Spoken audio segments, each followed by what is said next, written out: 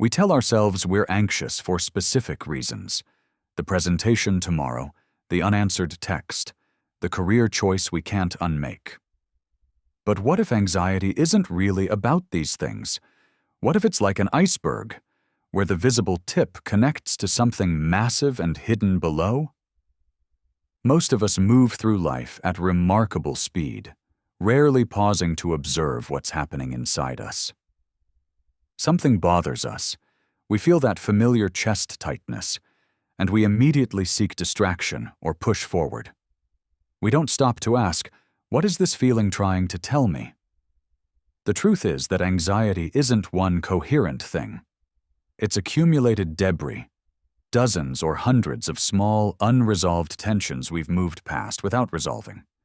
Each time we feel torn between two desires and ignore that tension rather than address it, we add another piece to the pile. Want to be liked, but also do something selfish? Stress. Want to stay home, but also make money? Stress. Want to help someone, but also have time for yourself? Stress.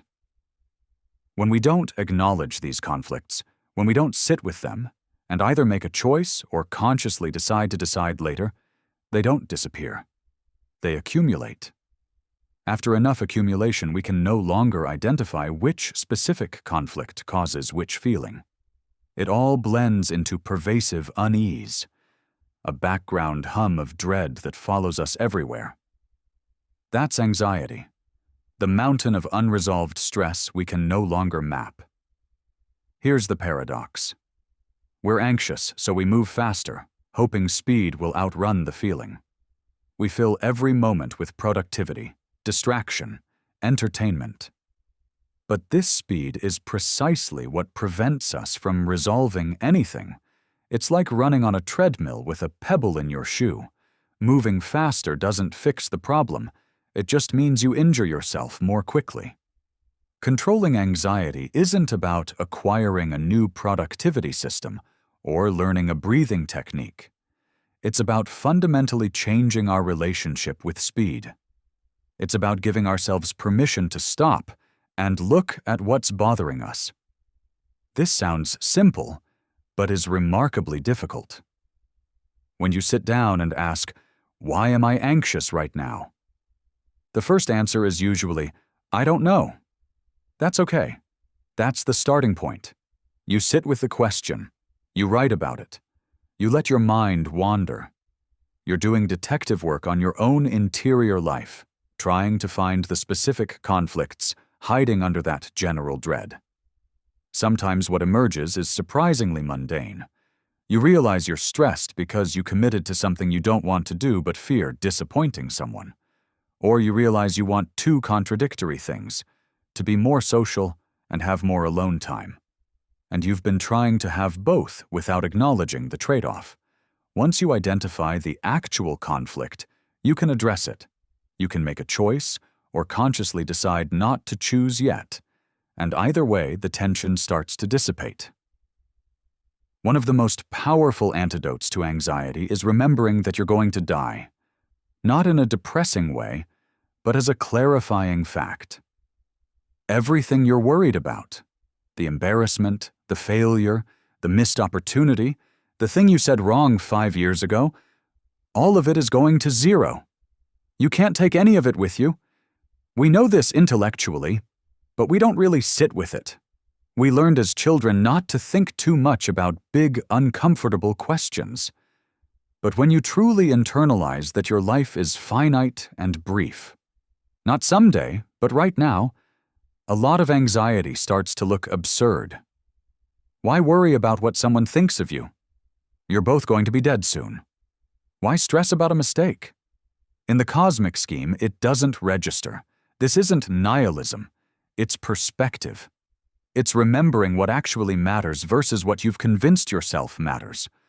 Life isn't just brief in the abstract. It's brief in the immediate sense. Each moment disappears instantly. If you spend this moment worrying about the past or fearing the future, you've lost it. You might as well be dead for that moment because you weren't there for it. This leads to perhaps the most important insight about anxiety. It exists almost entirely outside the present moment. When you're genuinely absorbed in something, a conversation, a project, a game, you're not anxious. Anxiety requires you to be somewhere else mentally, replaying the past or rehearsing the future, or comparing your current reality to some imagined alternative. The present moment, experienced directly without interpretation, contains no anxiety. It just is. You're sitting here, breathing, seeing, hearing. The anxiety enters when your mind starts telling stories about what this moment means, or what it should be instead, or what it's leading toward. What does this mean practically? Time isn't wasted when you're not productive or achieving something. Time is wasted when you're not actually present for it. You can be sitting on a beach, relaxing, and waste that time completely by worrying about work. Or you can be working intensely and not waste a second if you're fully absorbed. The metric isn't whether you're being productive or relaxing. The metric is, are you here for this? Are you immersed in what's actually happening, or is your mind running away from it, wishing you were somewhere else? There's a deeper layer. We identify strongly with our minds, our thoughts, personality, preferences, our story about who we are.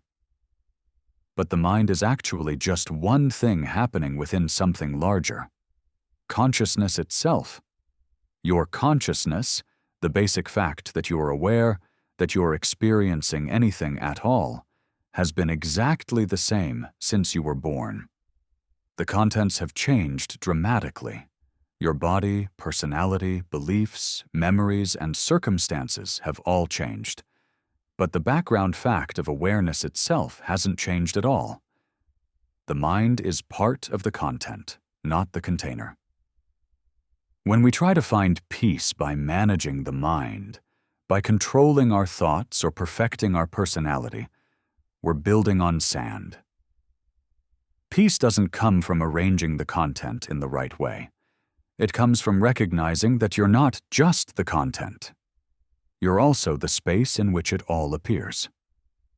When you're anxious, you're usually identified completely with your thinking mind. You believe your thoughts about danger, inadequacy, uncertainty. But if you can step back even slightly and observe that these are thoughts appearing in awareness rather than absolute truths, they lose some of their grip. The best way to control anxiety isn't to control anxiety, it's to live more authentically. Most anxiety comes from the gap between what you genuinely want and what you think you should want, or between what you actually believe and what you think you should believe. When you're doing what you truly want to do, anxiety decreases dramatically. Not because your circumstances are perfect, but because you're not constantly in conflict with yourself. You're not using energy to maintain a false self or meet expectations that don't resonate with you. This doesn't mean being reckless or harmful. It means being honest about what you value and structuring your life around those actual values rather than borrowed ones. It means trusting your judgment, your gut, especially for big decisions that can't be purely rationalized. Your gut is refined judgment, accumulated through experience and evolution. Your mind is good at solving new, defined problems.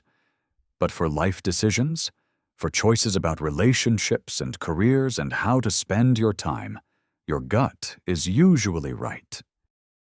How do you actually work with anxiety?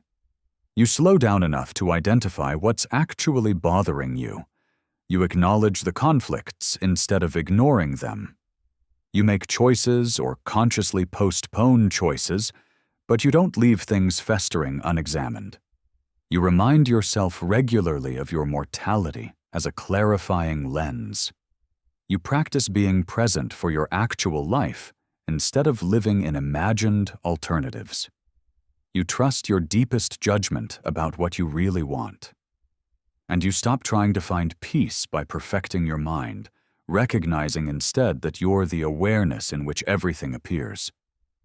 None of this happens overnight. It's a practice that deepens over time. But even a little attention can start to shift things. The mountain of anxiety begins to shrink as you identify and resolve what's buried underneath.